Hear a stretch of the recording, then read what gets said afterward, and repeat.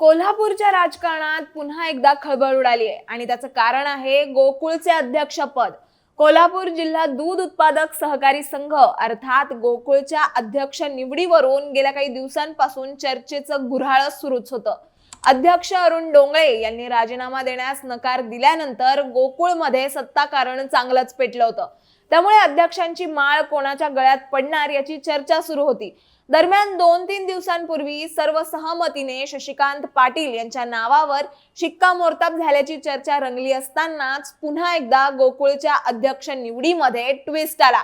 तो म्हणजे मुख्यमंत्री देवेंद्र फडणवीस यांच्याकडून कोणत्याही स्थितीत महायुतीचाच अध्यक्ष झाला पाहिजे असा संदेश देण्यात आला। त्यामुळे मुख्यमंत्री देवेंद्र फडणवीस यांनी गोकुळच्या अध्यक्षपदाच्या निवडीमध्ये थेट हस्तक्षेप केल्याने महायुतीचाच अध्यक्ष झालाय।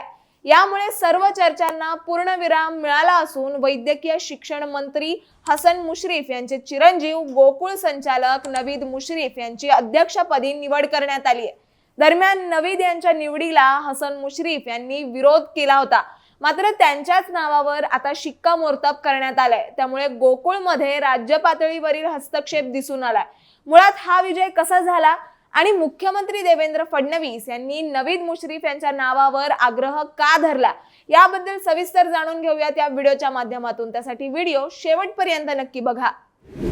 खरं तर गोकुळ दूध संघ हा कोल्हापूरच्या अर्थकारण आणि राजकारणाचा कणा आहे। लाखो शेतकऱ्यांचा आधार असलेला हा दूध संघ फक्त व्यवसाय नाही तर सत्तेचं मोठं केंद्र आहे। त्यामुळे गोकुळच्या अध्यक्षपदाची निवडणूक ही फक्त एक निवडणूक नाही तर कोल्हापूरच्या राजकीय समीकरणांचा आरसा आहे। यंदा ही निवडणूक आणखी रंगतदार होती कारण यात सामील होते सतेज पाटील आणि हसन मुश्रीफ यांच्यासारखे दिग्गज नेते आणि अखेर गोकुळच्या अध्यक्षपदाची माळ नवीद मुश्रीफ यांच्या गळ्यात पडली। गोकुळच्या अध्यक्षपदासाठी 2 नावं चर्चेत होती, शशिकांत पाटील आणि नावीद मुश्रीफ। शशिकांत पाटील हे सतेज पाटील यांचे जवळचे सहकारी तर नावीद मुश्रीफ हे हसन मुश्रीफ यांचे चिरंजीव आहेत।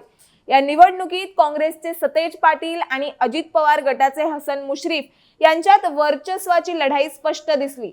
गोकुळच्या 17 संचालकांनी एकत्र येऊन माजी अध्यक्ष अरुण डोंगळे यांचा राजीनामा घेतला आणि नव्या अध्यक्षाची निवड लखोटा बंद पद्धतीने झाली आणि या निवडणुकीत नवीद मुश्रीफ यांनी बाजी मारली।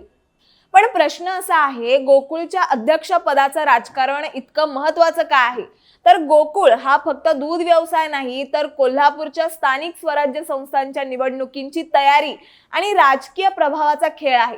सतेज पाटील यांच्या शाहू आघाडीने गोकुळच्या संचालक मंडळात वर्चस्व राखलं होतं, पण हसन मुश्रीफ यांच्या राष्ट्रवादी काँग्रेसने यंदा जोरदार मुसंडी मारली। नवीद मुश्रीफ यांच्या विजयामुळे हसन मुश्रीफ यांचा प्रभाव आणखीनच वाढलाय। आता दुसरा महत्त्वाचा प्रश्न म्हणजे मुख्यमंत्री देवेंद्र फडणवीस यांनी नवीद मुश्रीफ यांच्या नावावर का आग्रह धरला? तर सूत्रांनुसार हसन मुश्रीफ यांचा अजित पवार गट आणि महायुतीमधलं वजनदार स्थान यामुळे नवीद मुश्रीफ यांचं नाव पुढे आलं। हसन मुश्रीफ यांनी कागल मतदारसंघातून 1,45,000हून अधिक मतांनी दणदणीत विजय मिळवला होता, ज्यामुळे त्यांचा राजकीय प्रभाव आणखीनच मजबूत झालाय। आणि दुसरीकडे मुख्यमंत्री फडणवीस यांना कोल्हापूरच्या राजकारणात महायुतीचं वर्चस्व टिकवायचंय आणि नवीद मुश्रीफ यांच्या निवडीमुळे हा संदेश स्पष्ट होतो। याशिवाय स्थानिक स्वराज्य संस्थांच्या निवडणुकीत राष्ट्रवादीला मजबूत करण्याची रणनीती यामागे असू शकते। गोकुळच्या अध्यक्षपदासोबतच कोल्हापूर जिल्हा बँकेची चावी ही हसन मुश्रीफ यांच्या हातात आली आहे। कोल्हापूर जिल्हा बँक ही शेतकऱ्यांच्या आर्थिक व्यवहाराचं केंद्र आहे आणि यावर नियंत्रण मिळवणं म्हणजे राजकीय ताकद वाढवणं। हसन मुश्रीफ यांनी यापूर्वीही जिल्हा बँकेच्या निवडणुकीत प्रभाव दाखवला आहे आणि आता नावीद मुश्रीफ यांच्या गोकुळ अध्यक्षपदामुळे त्यांचा प्रभाव दुप्पट झालाय। यामुळे सतेज पाटील यांच्या समोरील आव्हानं वाढली आहेत। त्यामुळे सतेज पाटील आणि त्यांच्या शाहू आघाडीचा पुढचा डाव काय असेल आणि नवीद मुश्रीफांचा हा विजय कोल्हापूरच्या स्थानिक स्वराज्य संस्थांच्या निवडणुकीत काय बदल घडवणार हे येत्या काळातच कळेल। तुम्हाला याबद्दल काय वाटतं हे आम्हाला कॉमेंट्स मध्ये कळवा आणि अशाच माहितीपूर्वक व्हिडिओ बघण्यासाठी लगेचच सबस्क्राइब करा प्राईम टाइम महाराष्ट्रला।